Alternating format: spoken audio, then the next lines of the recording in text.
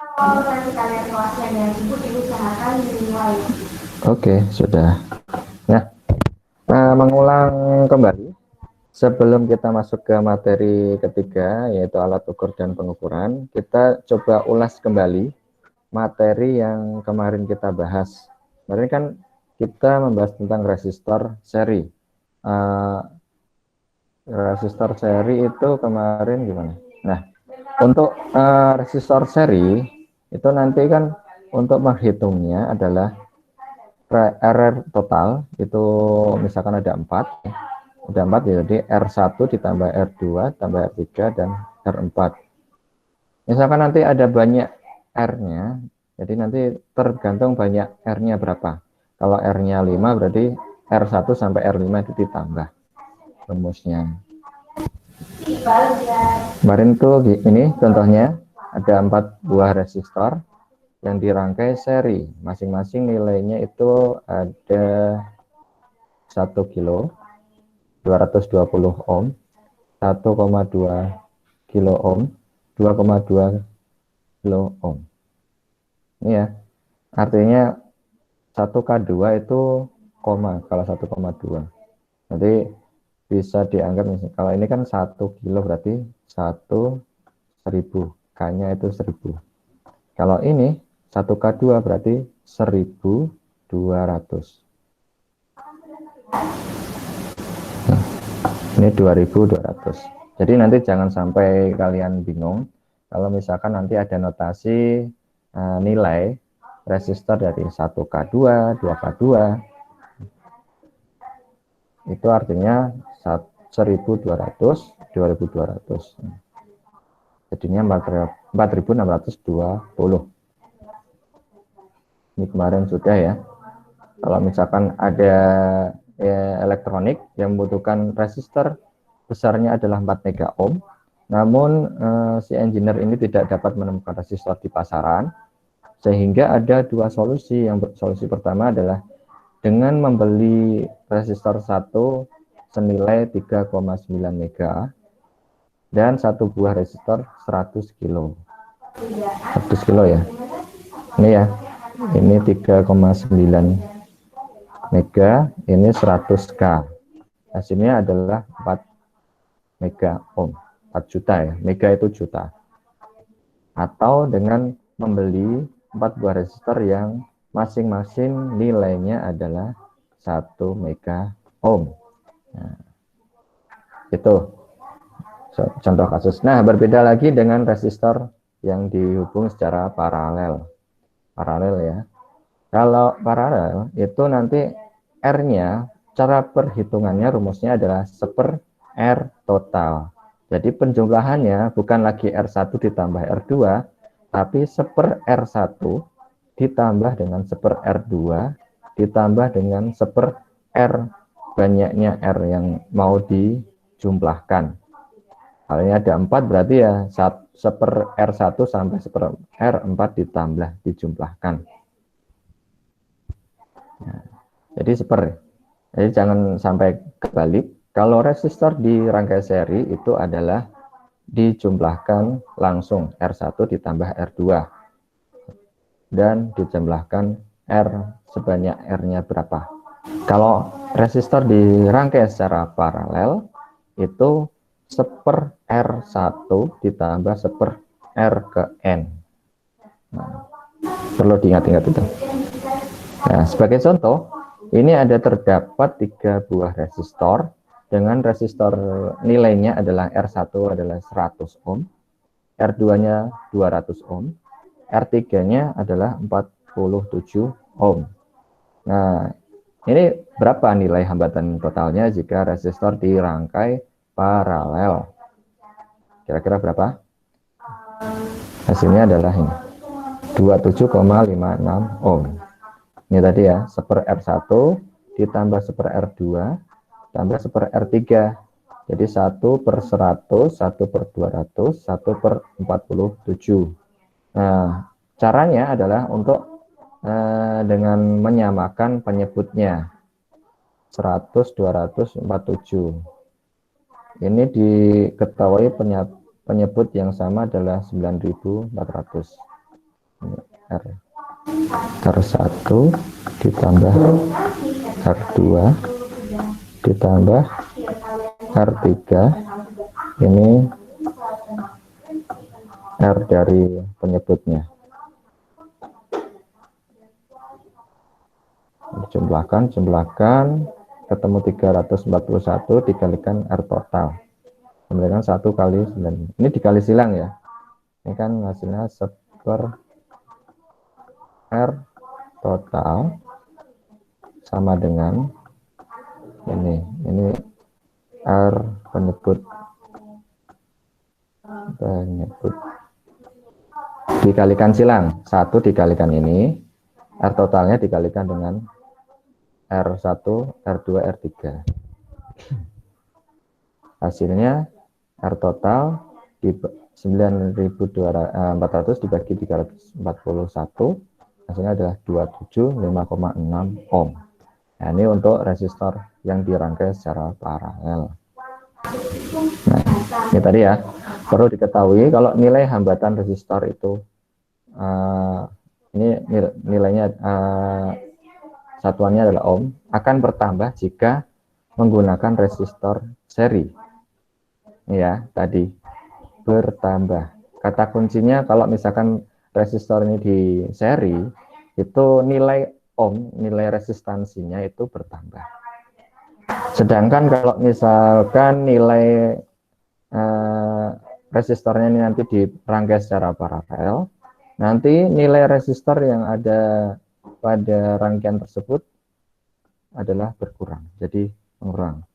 Kalau resistor di seri itu bertambah, kalau resistor di paralel itu resistansinya atau nilainya berkurang. Nah, ini catatannya. Lebih nanti kalau misalkan nanti ada pernyataan apakah nilai resistor itu akan bertambah jika rangkaian resistor itu dirangkai secara paralel, bertambah? Tidak. Hasilnya adalah berkurang. Seperti itu.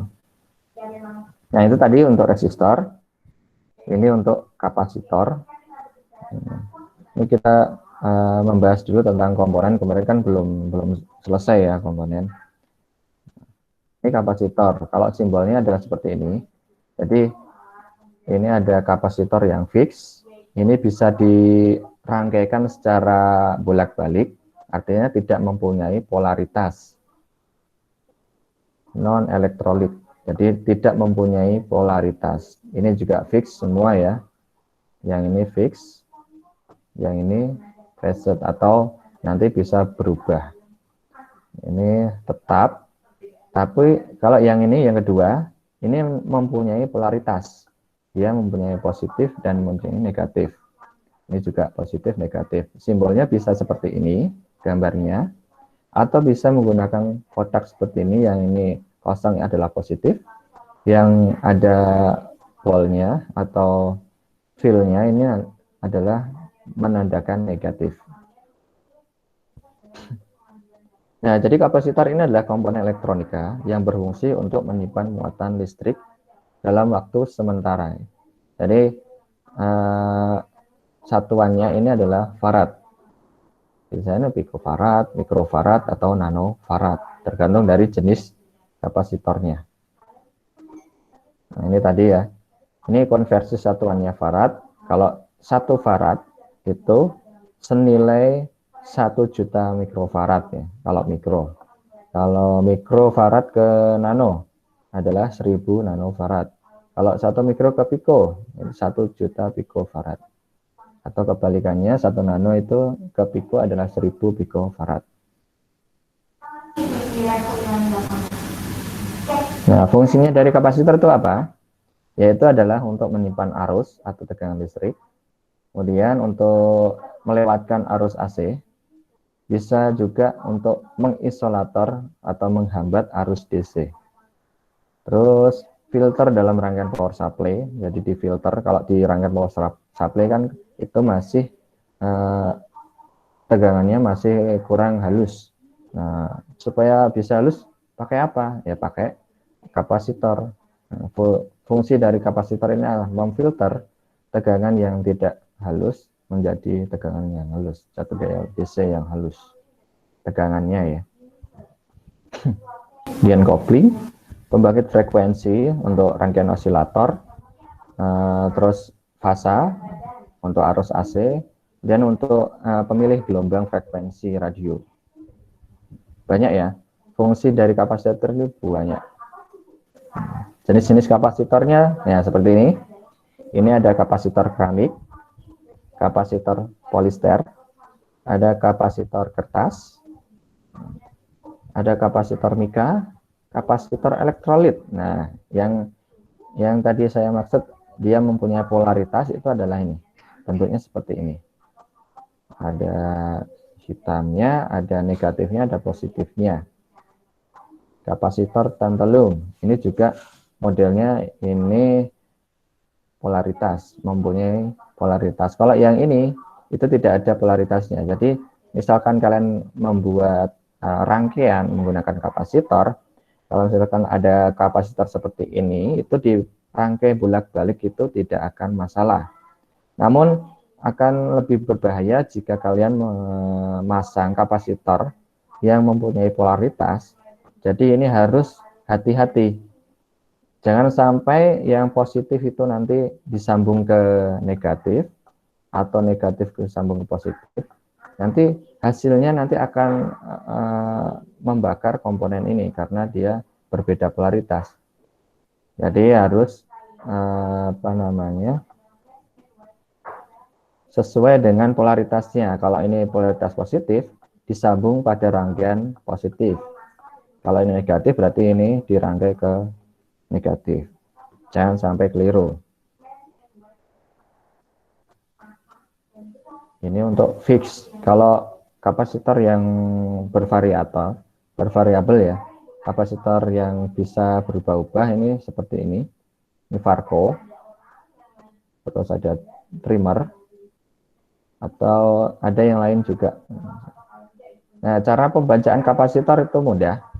Kita bisa melihat misalkan ini kapasitor polaritas. Yang khusus polaritas ya, elektrolit ya. Ini 16 volt, artinya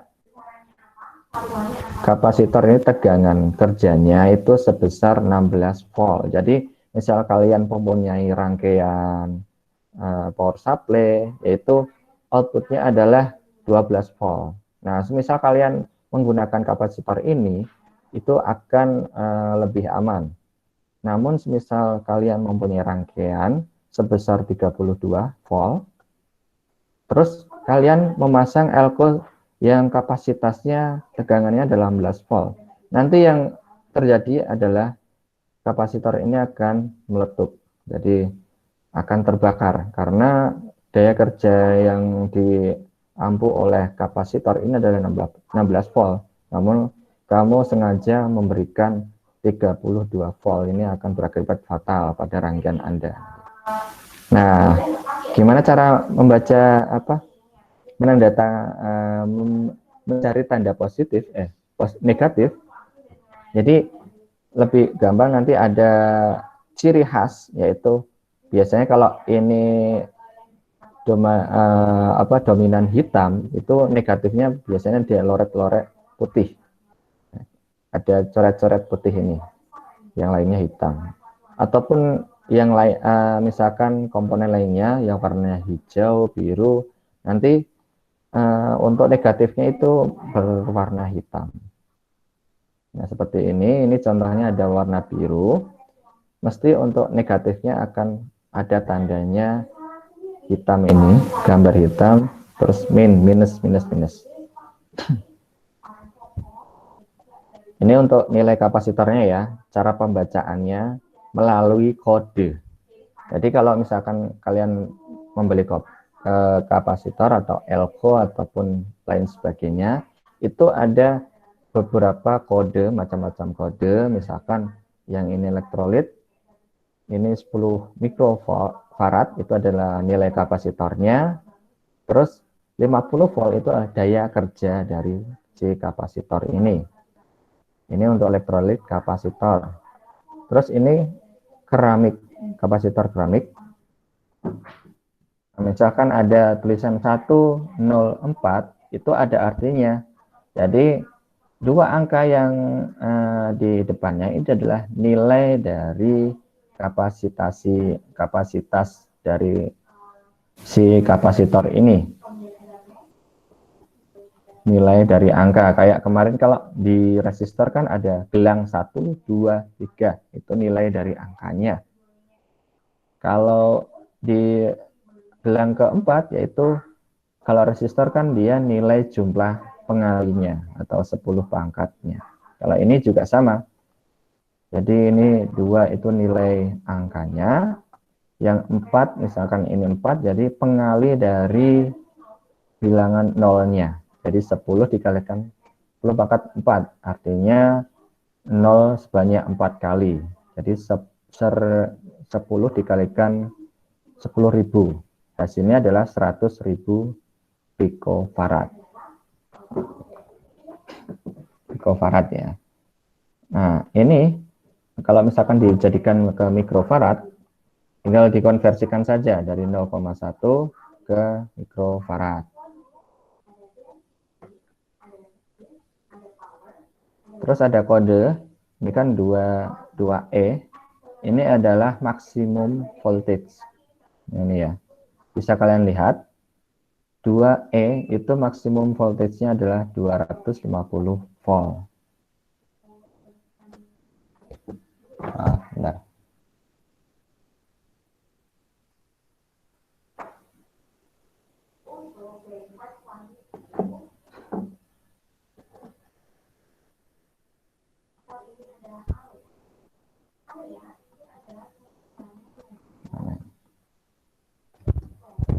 Nah, seperti itu ya.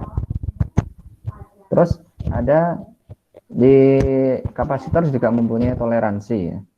Kalau misalkan resistor punya toleransi, di kapasitor pun juga mempunyai toleransi.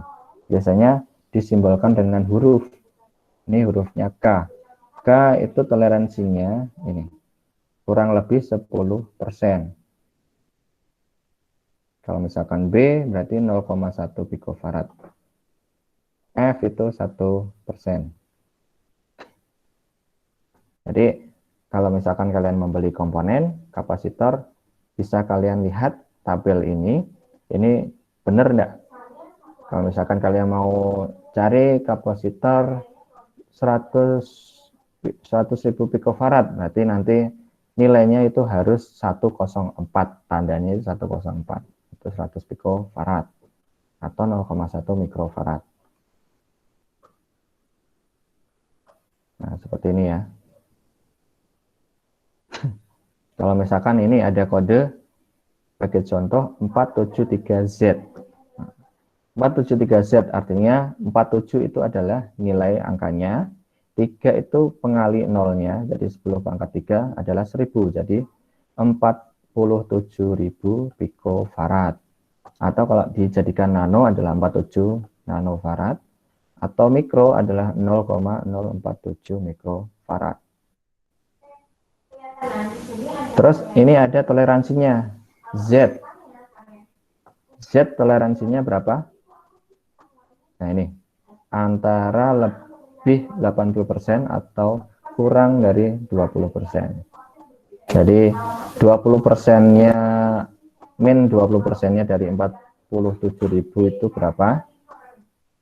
Kalau plus 80%-nya dari 47.000 itu berapa?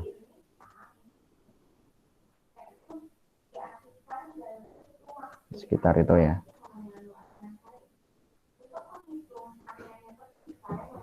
Ini contoh lagi.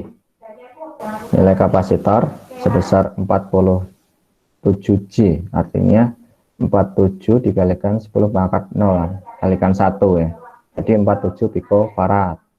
Ini ada J, kapasitas toleransinya yaitu 5%. Kurang lebih 5%. Artinya ini kisaran antara 44,65 pico hingga 49,35 pico. Ya, seperti itu ya. Nah, misalkan ini ada kode 222 kilo. kapasitasnya berarti 2200 picofarad. Ini 2 ya. Perlu diketahui ini 2 ada 10 pangkat 2, berarti 100.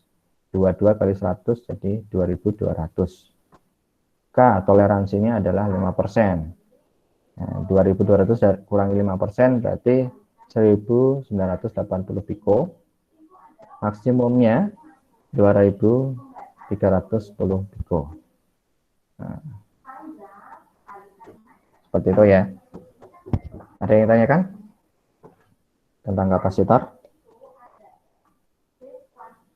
Ini untuk mengukurnya ya di di multimeter.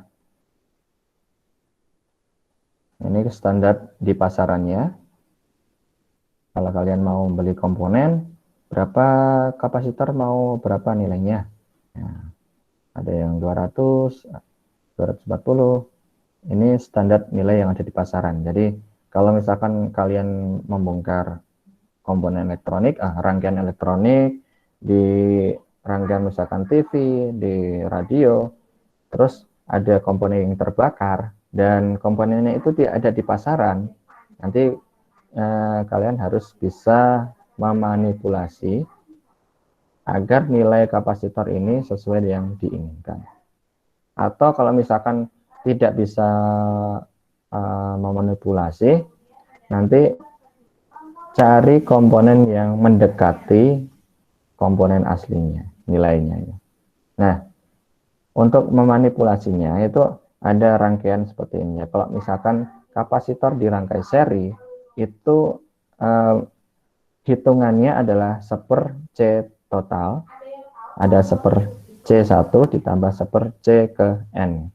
Kalau 4 berarti ya sampai 4, kalau 5 berarti sampai 5. 1/C. Nah, ini kebalikan dari rangkaian seri, kebalikan dari rangkaian paralel dari resistor ya. Kalau resistor paralel tadi kan 1/R ya.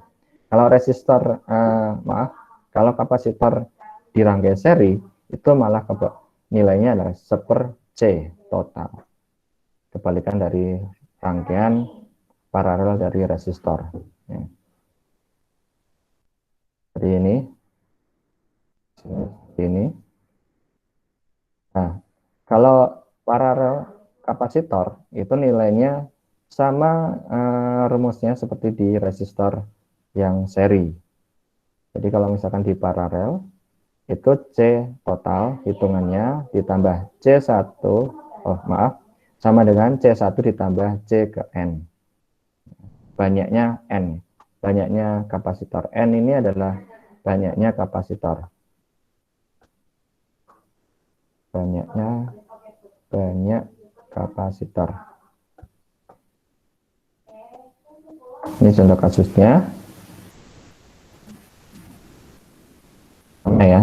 Kalau misalkan mempunyai ini atau bisa langsung dengan gabungan. Hasilnya sama. Itu dari kapasitor, sekarang induktor. Kalau induktor itu adalah lilitan kawat atau kawat yang membentuk sebuah kumparan. Maaf, ini keliru ini.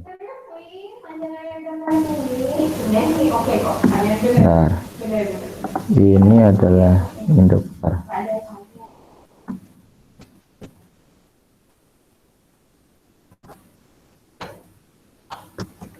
Nah, jadi induktor adalah susunan lilit kawat.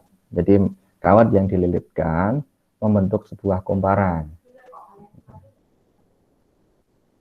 Biasanya ini banyak dijumpai di rangkaian-rangkaian untuk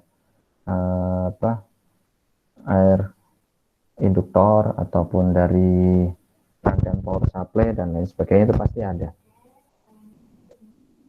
Nah, ini ada jenis-jenisnya coil. Coil untuk air core induktor menggunakan udara sebagai intinya.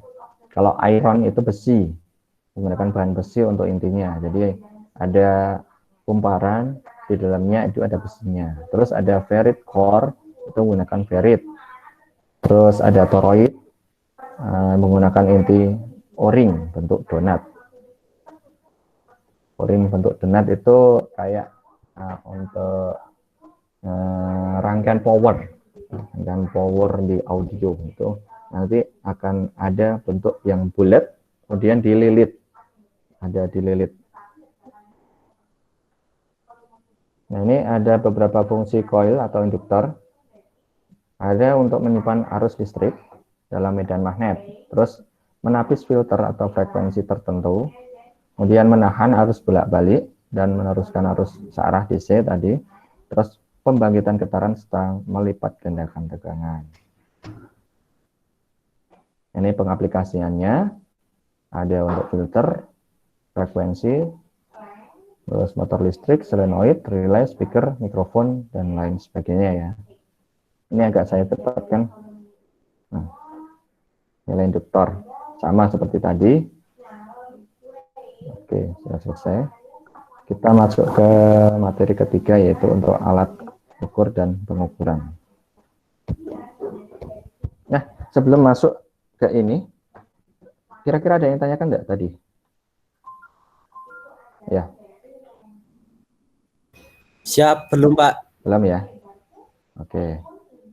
Kita masuk ke alat ukur dan pengukuran. Nanti kita akan membahas tentang besaran listrik, alat ukur, cara pengukurannya, dan cara pembacaannya. Lalu gimana caranya? Oke, kita lihat dulu besaran listrik ya. Besaran listrik itu ada volt, ada ohm, yang tadi untuk resistor adalah ohm. Terus untuk farad itu kapasitor, volt itu untuk tegangan, ampere untuk arus, hertz untuk frekuensi, joule muatan, miliampere, kilovolt, dan lain sebagainya. Itu banyak ya besaran listrik yang akan kita pelajari di di elektronika dasar. Jadi ini adalah bekal untuk kalian mempelajari elektronik dasar yang ada di pelajaran ataupun di rangkaian-rangkaian yang sudah ada saat ini. Jadi kalian harus paham ini. Nah, sebelum itu kita pahami dulu besaran. Besaran itu adalah nilai, sesuatu yang mempunyai nilai, sesuatu yang mempunyai nilai. Besaran itu adalah sesuatu yang mempunyai nilai, dapat diukur atau dihitung. Contohnya adalah tegangan, arus listrik, hambatan, frekuensi, daya listrik. Itu kan masing-masing bisa dihitung atau diukur karena dia menunjukkan nilai. Kata kuncinya adalah nilai. Besaran itu adalah nilai. Bedanya dengan satuan, satuan itu adalah acuan untuk pengukuran atau sebagai pembanding dalam satuan pengukuran besaran. Pembandingnya. Jadi acuannya berupa apa? Volt, ampere, ohm, hertz, atau watt. Jadi contohnya misalkan ada 12 volt ya. Nah, ini mana yang merupakan besaran, mana yang merupakan satuan.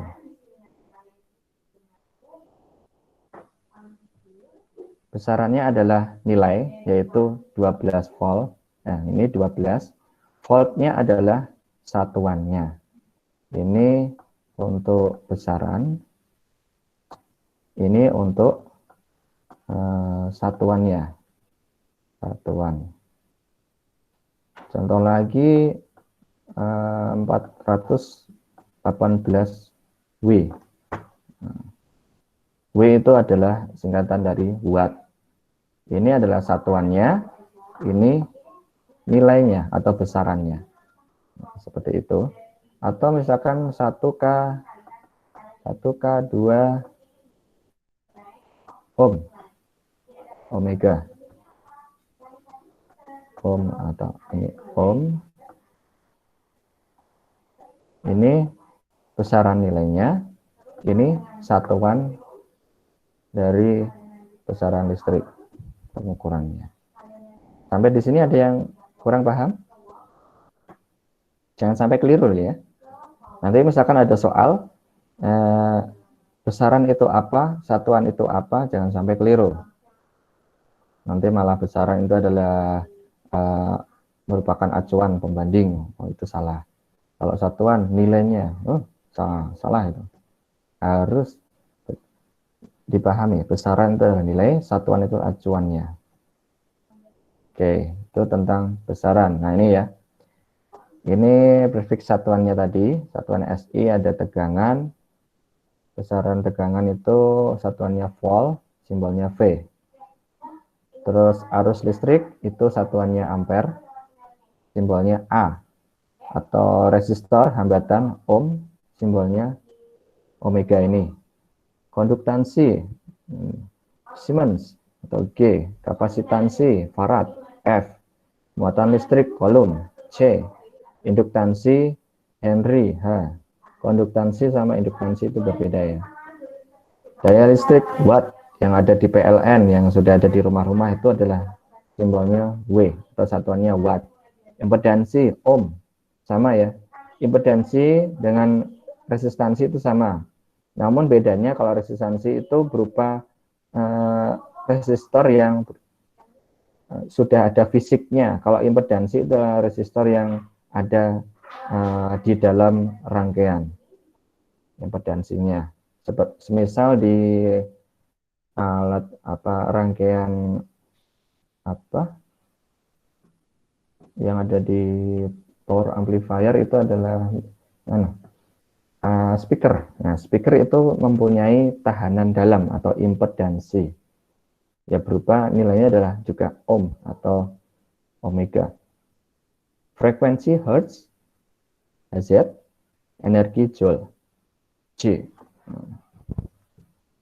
Ini macam-macam simbol satuan atau SI, standar internasional ya. Nah, besaran nilai seperti ini. Ada tadi 1, kalau dipangkatkan adalah 10 pangkat 0. Kilo itu adalah 1000. Mega itu adalah 1 juta. Giga itu 1000 juta. Tera itu ya 1 juta ribu. Apa ya? Miliar. 10 pangkat 12. Senti 1/100. Min 2. Kalau mili, bedanya ini ya. Oh, maaf, ini harusnya salah. Ini harusnya M kecil. Mili. Mili itu M kecil, mega itu M besar. Terus nano, ini juga harusnya N kecil. Mikro itu seperti ini. Terus pico adalah P kecil. Senti. Ini ya. Ini ke bawah itu 1/, ini berarti langsung nilainya, desimalnya. Ini besaran nilai. Terus kita masuk ke alat ukur listrik. Alat ukur listrik itu macam-macam. Ada multimeter atau biasa disebut avometer. Avometer itu singkatan dari ampere, volt, ohm, meter. Terus ada wattmeter, ada frekuensimeter, ada kapasitansimeter, induktor, sama osiloskop. Ini nanti di lab itu ada osiloskop. Kalau kapasitor, induktor, dan watt itu bisa kita pakai multimeter sudah cukup. Ataupun ada alatnya langsung untuk melihat meteran, yaitu ada watt, frekuensi, nanti ada alatnya sendiri. Ada yang berupa digital, ada pun yang berupa analog, yang jarum itu. Nah, kita coba lihat dulu aja multimeter yang analog dan digital. Bisa lihat kalian mana yang analog, mana yang digital? Sebelah kanan atau sebelah kiri yang analog? Siap, yang sebelah kanan, Pak. Sebelah kanan, Pak. Oke, ini ya. Jadi analog dia masih mempunyai konfigurasi antara beberapa nilai, kemudian dia menunjukkan masih jarum dan masih ada banyak-banyak angka-angka di sini. Itu masih analog.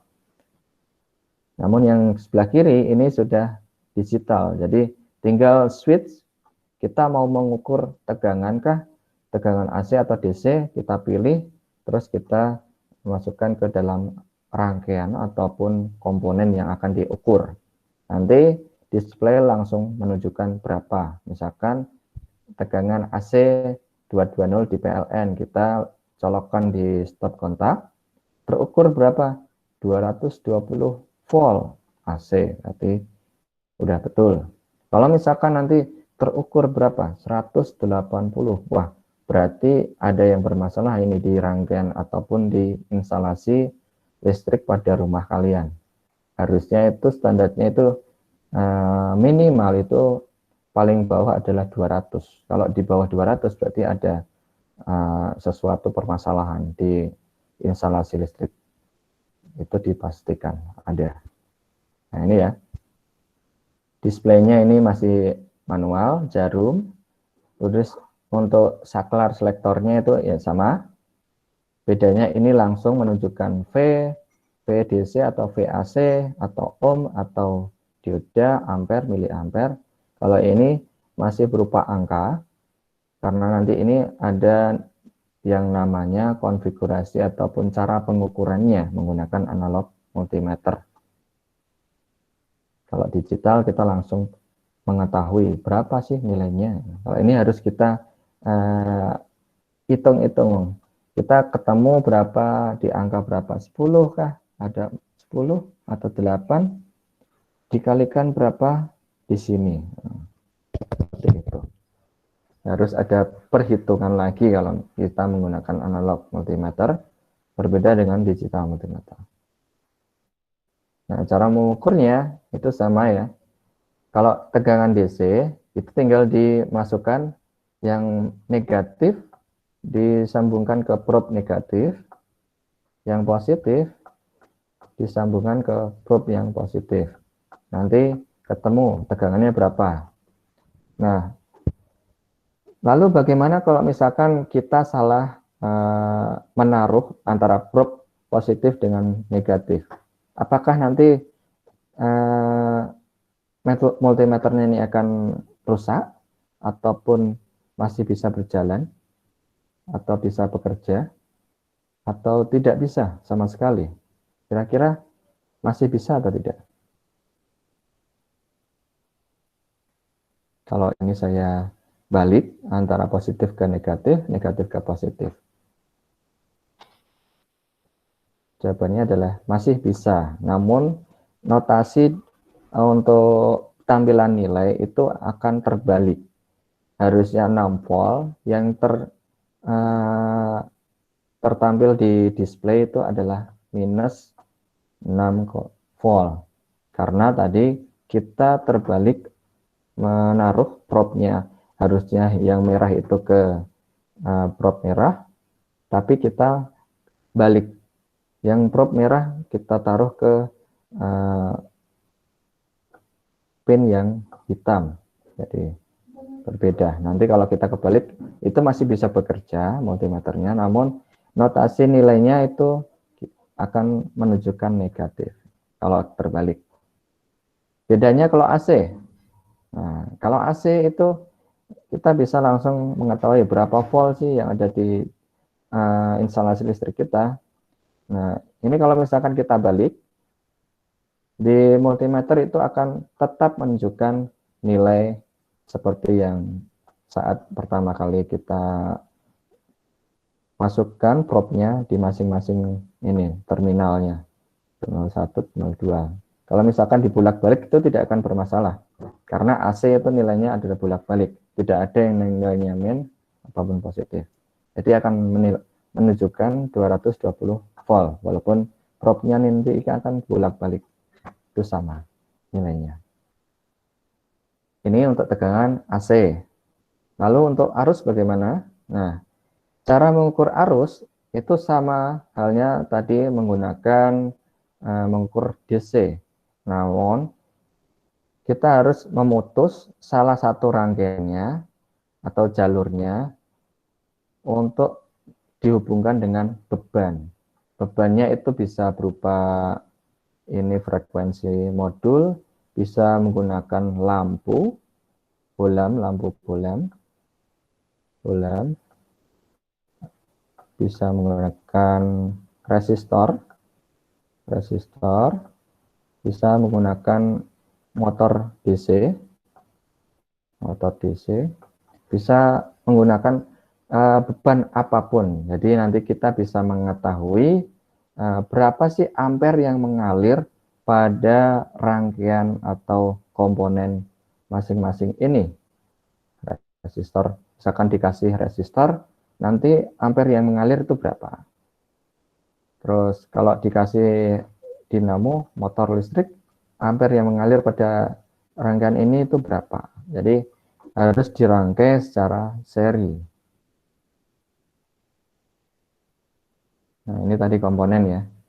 Komponen resistor itu langsung diukur, selektornya ke ohm, langsung diukur antara pin 1 dengan pin 2 atau kaki 1 dengan kaki 2 itu diukur. Nanti untuk resistor itu pengukurannya bisa bolak-balik, tidak akan bermasalah. Ini tadi untuk komponen ya. Terus ini ada wattmeter. Wattmeter ini yang masih analog, jadi menunjukkan berapa watt pada rangkaian yang di instalasi listrik kita itu berapa sih, atau pemakaiannya berapa dalam waktu per menit itu berapa. Nanti di sini akan bisa kelihatan. Ini cara pengukuran wattnya itu untuk merangkaikannya seperti ini. Jadi sebelum masuk ke loadnya, load itu kalau di tegangan listrik di rumah kalian itu bisa berupa TV, bisa berupa laptop, charger, ataupun monitor, ataupun lampu, itu merupakan load atau beban. Kalau tidak ada ini nanti tidak akan terukur berapa watt yang akan terpakai. Seperti itu. Ini untuk voltmeter, dan cara pengukurannya ataupun pemasangannya itu adalah langsung dirangkai secara paralel pada bebannya atau rangkaian yang ada di sini. Ini ada positif, ini negatif, ini lampu beban, loadnya langsung dirangkai secara paralel. Kalau ampere, ini tadi untuk volt ya, volt itu langsung di paralel. Kalau ampere itu di seri dulu. Jadi misalkan ini ada tegangan positif, mengalir, nah, dihubungkan dengan rangkaian ini dulu, rangkaiannya ini, baru menuju ke load. Loadnya adalah lampunya ya, ke sini. Nah, seperti ini. Pemasangannya pun boleh di depan sebelum load ataupun sesudah load.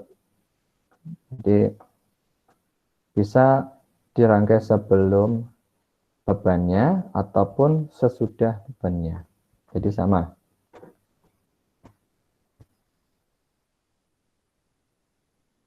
Ini untuk kapasitansi meter atau kapasitor meter. Kalau ada multimeter, itu nanti selektornya menunjukkan bisa berupa pico, ada mikro, ada nano, ada nanofarad tapi yang ratusan. Jadi tergantung nanti nilainya. Misalkan nilainya adalah 104. 104 tadi kan berapa? 100.000 picofarad. 100.000 picofarad. Jadi nanti selektornya kita pakai yang berapa? Pakainya yang 20 nano. Kalau ini kan batasnya 2000 picofarad. 2000 ini selektor ini menunjukkan batas maksimum pengukuran pada komponen. Kalau nilainya yang diukur adalah 100 picofarad, 100.000 picofarad, berarti selektornya nanti akan harus kita putar ke nilai yang lebih besar. Supaya nanti di displaynya akan tampil. Kalau misalkan tidak diputar ke selektor yang lebih besar, nanti nilainya akan menunjukkan 0. Atau biasanya kalau ada yang sistemnya loss, itu loss, itu tidak terukur. Ini tadi untuk kapasitans.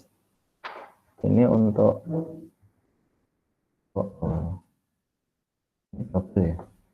Nah, iya. Saya hapus dulu.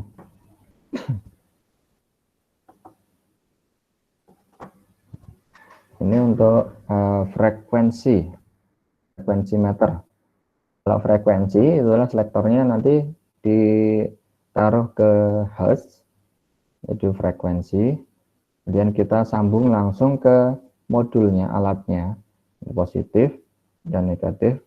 Ini nanti bisa bolak-balik karena frekuensi tidak terpengaruh antara negatif dan positif. Nanti untuk pengukurannya boleh bolak-balik. Berapa frekuensinya kah di PLN atau jalan listrik di rumah kita itu berapa frekuensi kerjanya? Kan kadang ada alat elektronik di mana itu tegangan frekuensi kerjanya adalah 60 Hz. Ada yang 50 Hz. Bentar, ada chat kayaknya.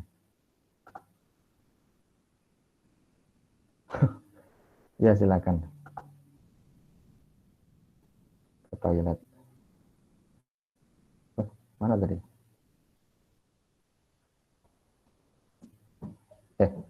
Jadi ada rangkaian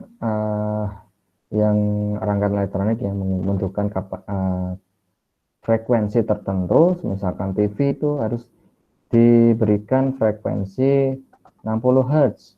Jadi jangan sampai tegangan listrik kita itu frekuensinya lebih dari 60 Hz. Nanti akan berakibat fatal pada rangkaian elektronik yang ada di rumah kita. Istilahnya nanti dalam alat elektronik kerja kita nanti akan bermasalah. Mungkin tidak bisa jalan ataupun nanti bisa menyala, cuman tidak akan bisa berjalan lebih bagus. Seperti itu. Ini tadi osiloskop. Ini osiloskop masih analog. Jadi gambarnya masih pakai CRT, katode Rup. Ini untuk channelnya, channel 1 bisa ditampilkan seperti ini. Channel 2 nanti bisa ditampilkan seperti kotak, sinyal gelombang kotak atau sinyal sinusoida. Jadi osiloskop itu digunakan untuk menampilkan sinyal-sinyal yang ada di rangkaian perangkat elektronik kita. Misalkan kita mau mengukur daya frekuensi yang ada, output frekuensi pada speaker ataupun frekuensi yang ada di WiFi kita itu berapa hertz yang tertampil, nanti bisa kita lihat. Kita bisa menggunakan sinyal sinus, bisa menggunakan sinyal segitiga, bisa menggunakan sinyal kotak, ataupun sinyal yang gigi gergaji. Ada pilihannya di sini. Mana ya? Jadi masing-masing tombol ataupun trim ini itu ada kegunaannya ya. Seperti intensity itu adalah terangnya sinyal yang ada di sini, terang pada sinyal ini. Semakin tinggi kalian memutar, nanti intensity atau keterangan pada terang pada sinyal ini itu semakin tajam terangnya. Terus ada apa ini? Ini fokus. Ada fokus. Fokusnya yang mana ini? Oh ini ya. Fokus ini adalah untuk melihat ketajaman dari sinyalnya ini. Bisa kita blurkan atau kita fokuskan. Jadi cahaya yang tampil pada CRT ini kita bisa fokuskan atau kita blur. Kalau blur nanti cahayanya tidak akan bisa lurus ataupun kabur nanti. Jadi kita misalkan cahayanya yang tampil di sini kabur, kita bisa atur pakai potensio pada menu fokus ini. Terus ini ada untuk position vertikal pada channel 1. Misalkan ini channel 1. Ini channel 2. Channel 2 itu nanti ya pakainya position vertikal yang channel 2. Ini untuk inputnya ya. Nah, ini untuk channel 1, ini channel 2. Nah, ini untuk voltmeternya. Voltmeter itu nanti untuk frekuensinya melebar atau kan kita buat menyempit. Terus ini ada horizontal position. Horizontal position itu adalah untuk menggeser tampilan pada sinyal ini. Ini bisa geser ke kanan, sinyal ini geser ke kanan, atau sinyal ini digeser ke kiri. Kita bisa atur menggunakan horizontal position. Ini akan berpengaruh pada kedua channelnya ya. Jadi kalau misalkan untuk vertikalnya itu bisa diatur salah satu channelnya, tapi untuk horizontal itu diatur kedua-dua channelnya. Terus ini ada ANB selection per diff. Artinya ini ada amplitude. Jadi yang namanya osiloskop itu berhubungan dengan frekuensi dan amplitude. Amplitude adalah besar amplitudenya. Jadi misalkan ini ada frekuensi, misalkan frekuensi pertama itu dia mempunyai amplitude sebesar 5 ampere. Kemudian di sini per diff mana? Vol per diff-nya amplitudenya kita naikkan jadi 10 atau ini min 5, ini min 10. Jadi nanti sinyal yang tadinya 5 volt jadi menjadi 10. Jadi amplitudenya semakin besar. Ini voltmeter ya. Volt itu nanti untuk digunakan untuk membesarkan amplitudenya. Kalau ini second per diff-nya, volt per diff ini second per diff itu untuk menggeser frekuensinya. Artinya untuk melebarkan atau menyempitkan frekuensi. Second time-nya. Time-nya itu ini, yang posisi horizontal itu adalah time-nya. Jadi misalkan ini rangkaian ini adalah 10 detik per diff. Kita mau merubah frekuensinya sebesar 100 detik per diff. Nah, kalau 100 bagi nilai ini dibagi frekuensinya dibagi 100. Jadi nanti akan lebih menyempit lagi nilainya. Mungkin sekitar segini. Nah, tadi untuk 10. 10 ini untuk 100. Oh, maaf. Keliru saya. Harusnya itu melebar. Kalau makin besar detiknya itu akan melebar. Mana tadi?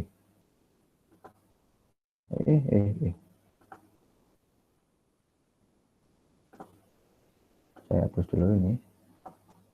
Jadi kalau misalkan 10 detik ini segini, kalau 100 detik berarti dia detikannya semakin membesar. Jadi misalkan ini, nah,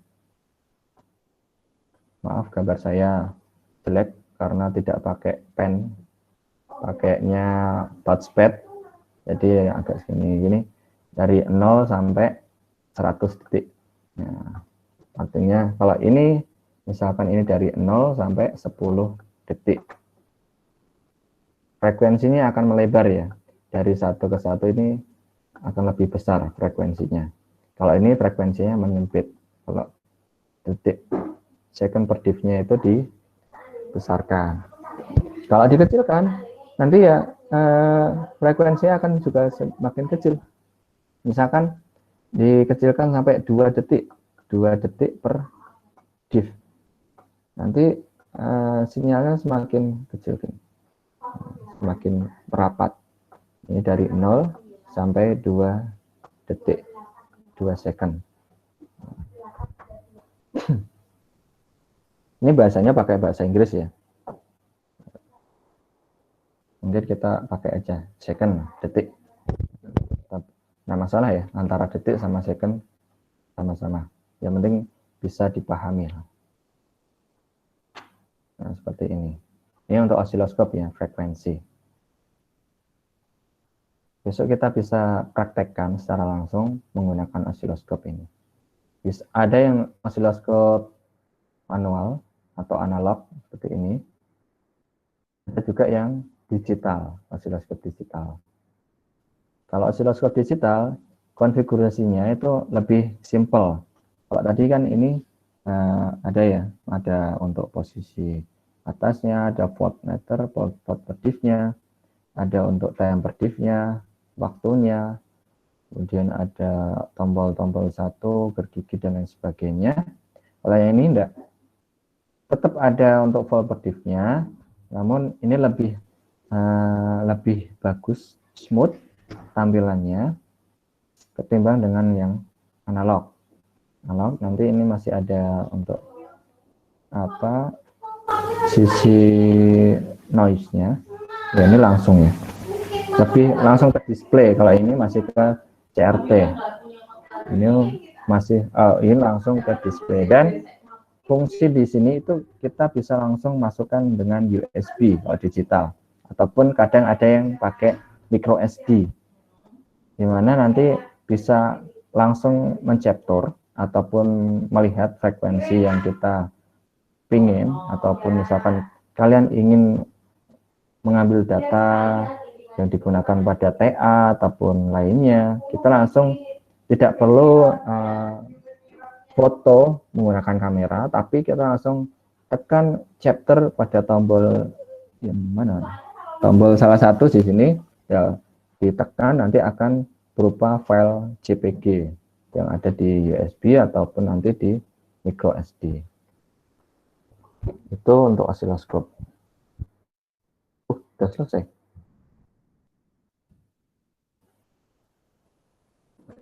Ada yang tanyakan tentang alat ukur pengukuran ini?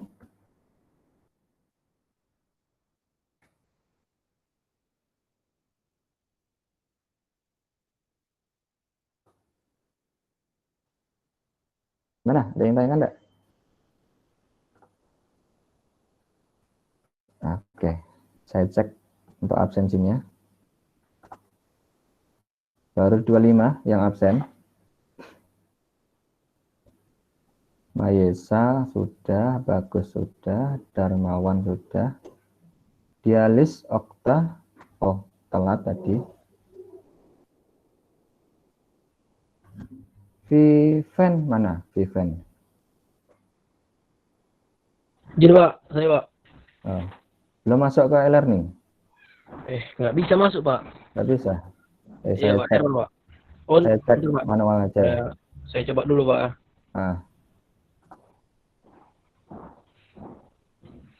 Pandit, udah. Muhammad Jody? Siap, ada Pak. Ada. Belum akses ya e-learningnya? Siap, sudah Pak. Sudah? Sudah, Ini tapi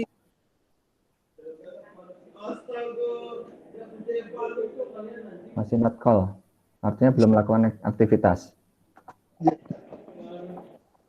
siapa nanti?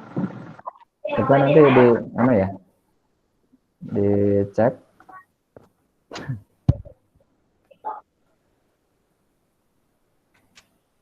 Dialis Okta Saputra tadi telat. Enggak apa-apa. Pak, maaf Pak. Ya? Tadi nggak bisa akses ke e-learningnya? Enggak apa-apa. Nanti yang Masuknya mah dari awal. Yang LL nanti akan saya rubah ke P. Yang N ini coba diakses dulu. Muhammad Jody. Ini Damianus. Ada orangnya? Mana? Damianus? Oh, enggak ada. Terus Christian Leonard.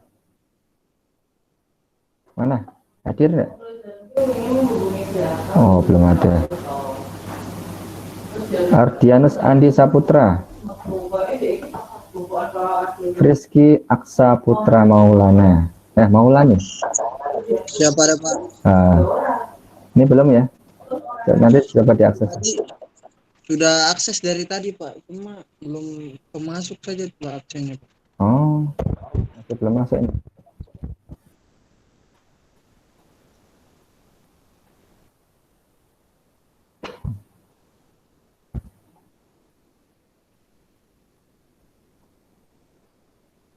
Ya, nanti coba diakses lagi. Apakah tidak bisa, nanti saya coba untuk rubah secara manual. Siapa? Nah, ini udah.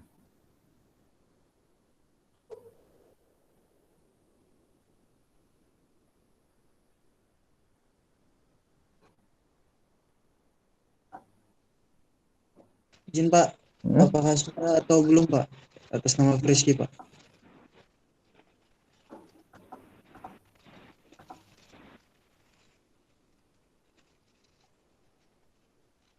Udah. Oh, masuk ke lab. Nggak apa-apa, nanti akan saya rubah. Yang lab ini nanti akan saya rubah ke P. Ya Pak, terima kasih Pak. Siap, saya sudah Pak. Jadi ya. Siap Pak. Oh, sudah.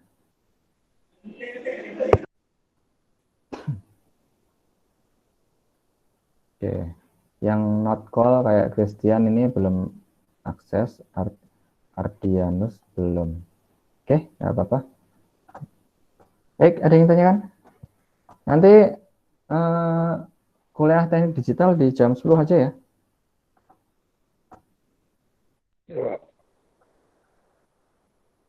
Siap Pak. Siap Pak, jam 10 Pak.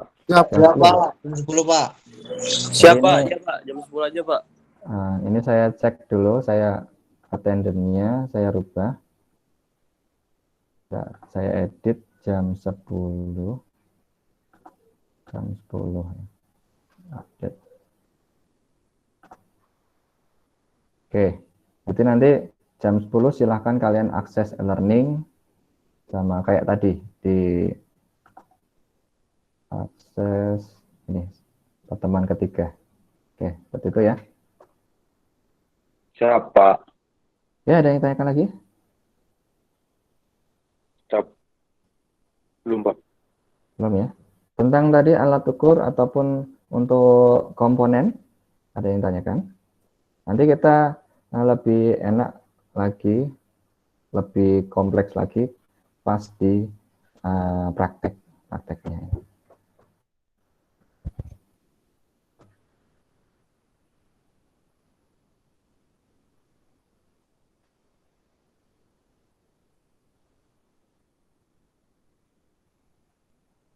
Belum ada pertanyaan. Kalau belum ada, mungkin untuk pertemuan pada pagi hari ini cukup sekian ya. Silahkan, Danton, bagus, disiapkan. Siap, Pak. Izin, Pak. Untuk mengakhiri perkuliahan, berdoa, mulai.